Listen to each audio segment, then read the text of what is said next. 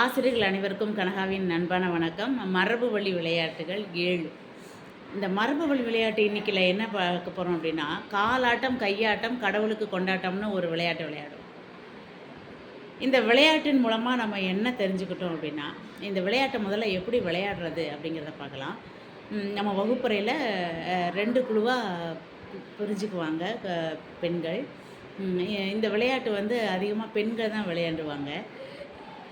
2 குழுவாக பிரிஞ்சு ஒரு குழுவில் என்ன பண்ணுவாங்க, பறவைகள் பேர் வச்சுக்குவாங்க. ஒவ்வொருத்தரும் ஒவ்வொரு பறவைகளோட பேர் வச்சுக்குவாங்க. ஒரு குழு பிரிஞ்சு என்ன செய்வாங்க, விலங்குகள் பேர் வச்சுக்குவாங்க. அப்போ இப்படி 2 குழுவாக எல்லோரும் அவங்கவுங்களுக்கு தேவையான பேர் வச்சுட்டு 2 குழுவாக வரிசையாக கீழே உட்காந்துக்குவாங்க. இந்த அணியில் உள்ள தலைவி எது புறம் இருக்கிற அந்த குழுவில் வந்து யாராவது ஒரு தோழிகிட்ட கண்ணை பொத்திக்குவாங்க. கண்ணை பொத்திக்கிட்டு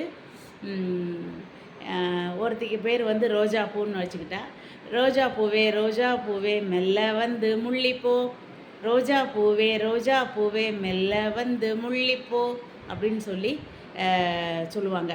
அப்போ அந்த ரோஜா பூன்னு பேர் வச்சுருக்கோம் என்ன செய்வா, மெதுவாக வந்து முள்ளிட்டு, அதாவது கிள்ளி விட்டுட்டு அவள் என்ன செய்வா, அவளோட இடத்துல போய் உட்காருவா.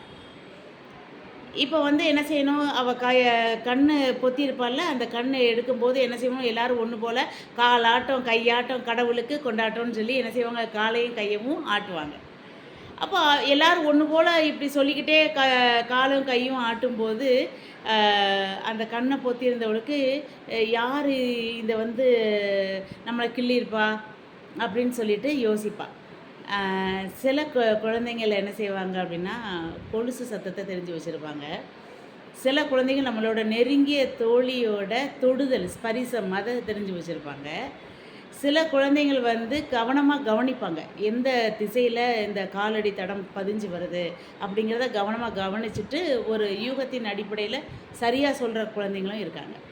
ஸோ இப்படி தான் வந்து கண்டுபிடிச்சி யார் நம்மளை கிள்ளிட்டு போனா அப்படிங்கிறத கண்டுபிடிச்சி சரியாக கண்டுபிடிச்சிட்டு அவங்களுக்கு ஒரு மதிப்பெண். அதுக்கப்புறம் இந்த குழுவிலேருந்து இந்த குழுவில் உள்ளவங்களை வந்து என்ன செய்வாங்க, கண்ணை பொத்தி இதே போல் தான் விளையாடுவாங்க. இந்த விளையாட்டு நமக்கு என்ன கற்றுக் கொடுத்தது அப்படின்னா, குழந்தைங்கள்கிட்ட ஒரு நுண்ணறிவு ஆற்றல் வந்து வளர்ந்துச்சு.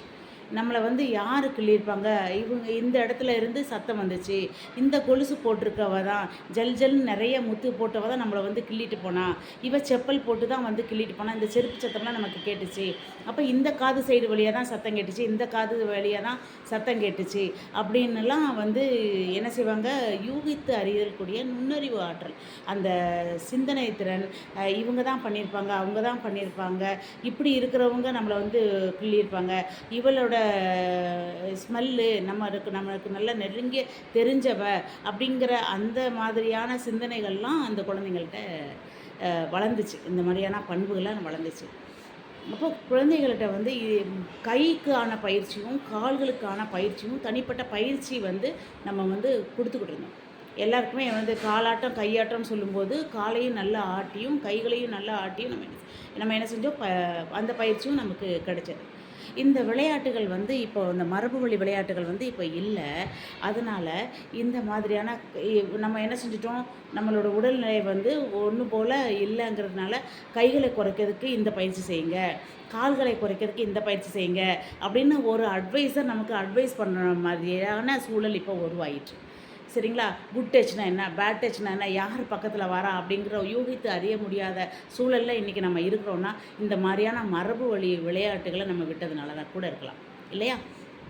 ஆகவே இந்த மரபு வழி விளையாட்டுகளை நம்ம பின்பற்றுவோம், மரபு வழி விளையாட்டுகளை போற்றுவோம், மரபு வழி விளையாட்டுகள் தொடரும். நன்றி.